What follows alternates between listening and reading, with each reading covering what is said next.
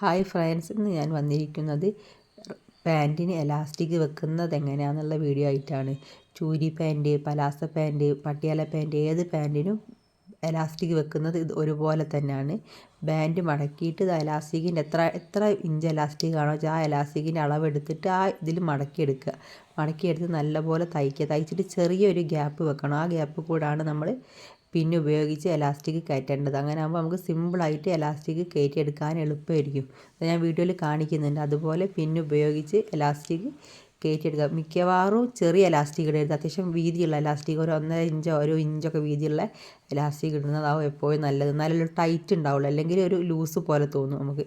എന്നിട്ട് 2 ഭാഗം കൂടെ ഇതുപോലെ വെച്ചിട്ട് മിഷ്യൻ്റെ മുകളിൽ വെച്ച് ജോയിൻ ചെയ്തിട്ട് ഉള്ളോട്ടേക്ക് മാറ്റി ആ ഭാഗം ചെറിയ ഭാഗം വിട്ട ഭാഗത്ത് അടിച്ചു കൊടുത്താൽ എലാസ്റ്റിക് പൂർണ്ണമായും അതിലേക്ക് യോജിപ്പിച്ച് നല്ല വൃത്തിക്ക് നമുക്ക് ടൈറ്റും ഉണ്ടാവും, നല്ല വൃത്തിയും ഉണ്ടാവും. ഇതുപോലെ ചെയ്തു നോക്കൂ. Okay, bye.